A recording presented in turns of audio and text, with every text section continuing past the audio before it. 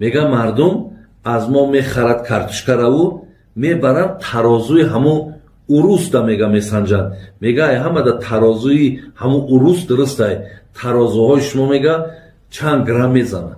خودی سوداگرا میگن که بعضی محصولاتایی هست که به همون نوشتجاتی که در تنش هست به همون جوابگو نیست. بچه ها سوال میتن که آیا در همین مسئله تجارت بالای مال دا باید چند فایز مانی؟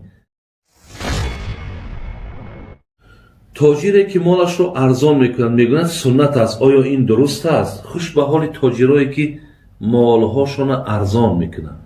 میگه اینجا سوال داده است که تاجر مالش ارزان میکنه، میگه سنت است. ولی برای فرض است. سنت یک طرف، فرض است. برای چی الله میگه انما المؤمنون اخوه؟ مؤمن ها برادر یکدیگرند. معنای برادر چی است؟ همه آدمی که میاد از مغازه تو، از دکان تو، از خانه تو وقتی خرید میکنه، آیا همون برادر تو نیست؟ آیا برادری در همینجا در کار نیست که من اگر همین عینک مقصد در دستی من اگر 20 سامان دا آمده باشد، من ممکن اگر همین 40 سامان فروخته بتونم، لیکن نه، لیکن من همین مقصد 30 سامان میفروشم. هم انشاءالله برکت میآورم، هم در حق برادر مسلمانم جبر نمیکنم. بچه ها سوال میتن که آیا در همین مسئله تجارت بالای مال دا باید چند فایز مانی؟ در اسلام چند فایز مانی نیست، زیرا که شما دیدین گردش پول، گردش زمان که هر وقت مبلغ، ارزش دلار، ارزش طلا مقصد تغییر می آورد. برای همین در بالای مال در اسلام نه آمده است که 10 فایز یا 5 فایز یا 20 فایز ما. فایز در اسلام یعنی همون فایزی که میگیم چند فایز، همون را انصاف میگن.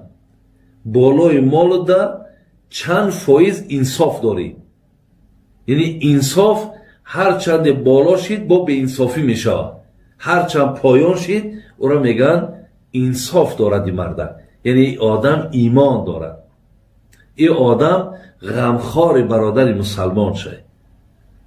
برای همین برادر عزیز خوش به حال آن کسانی که در سودا کردن مقصد هر یک خراجاتایی که دارین همش در بالاش میگذارین، با در بالاش یک مقداری مانین که شما مقصد از همون مقدار فایده کنین، لیکن جبر نکنین، ظلم نکنین،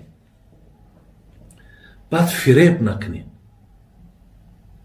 من نامای محصولات را نگیرم، برای که من هم بچه ها میگن، خودی سوداگرا میگن که بعضی محصولات های هست که به همون نوشتجاتی که در تنش هست به همون جوابگو نیست.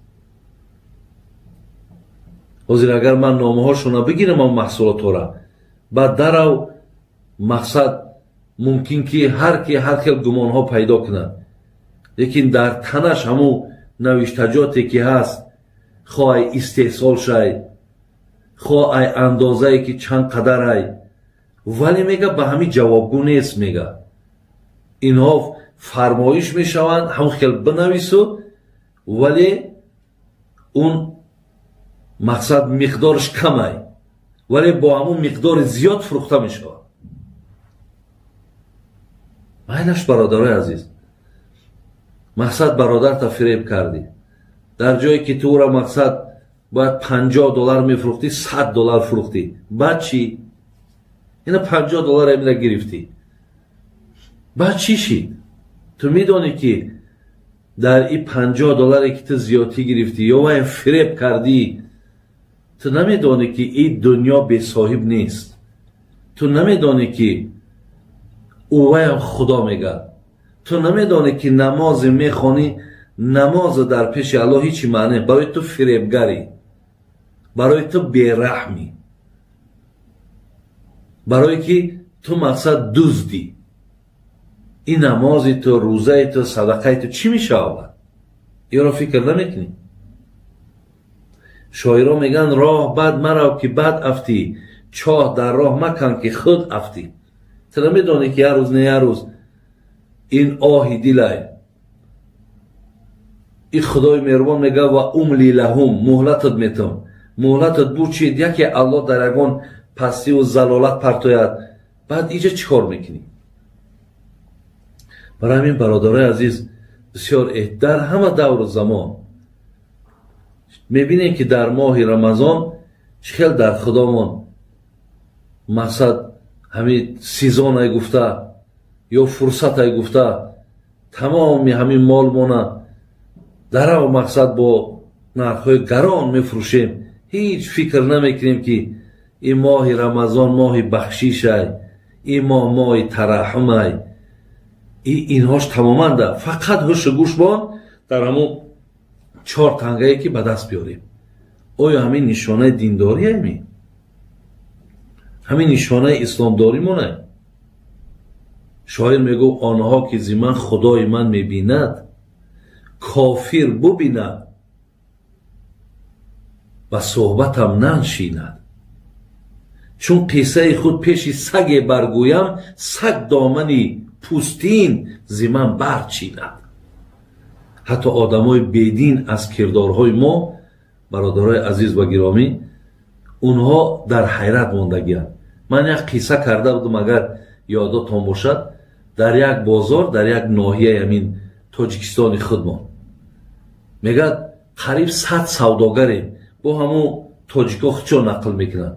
یکی در بینون میگه یا اوروس ویم سوداگرای، یعنی مقصد کچکا میفروشیم، پیاز میفروشیم، همین محصولات ها را میفروشیم.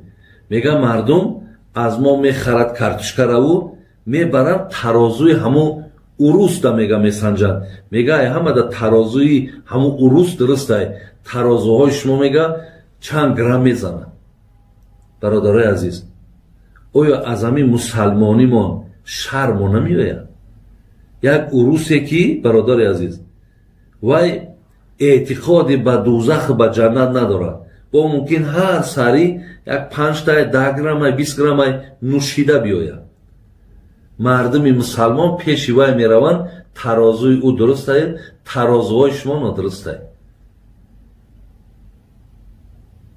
اگه گویم گفتی همین تاجیکا 1000 نابوتی تو، لیکن آخه دین من مقصد در اینجا گپ سر دین میروه که حیف بر همین خیل مسلمانی که در همین خیل دین پاک تازه تمام عالم از ما نظام آموختن، دین آموختن، زندگی آموختن.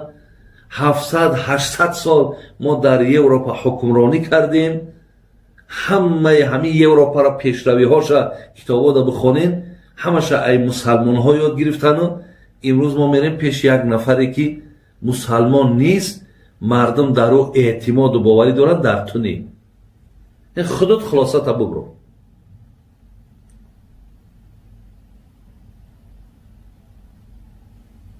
برای این برادرای عزیز در مسئله سودا، در مسئله فروختن بسیار احتیاط کنید. غم برادرای مسلماناتون خرید. انشالله همینا کیان برای شما؟ همیان برادرای شما هن، همیان پدر و مادرای شما هن. این نفس میگوی دادرها هیچ وقت سیر نمیکنن.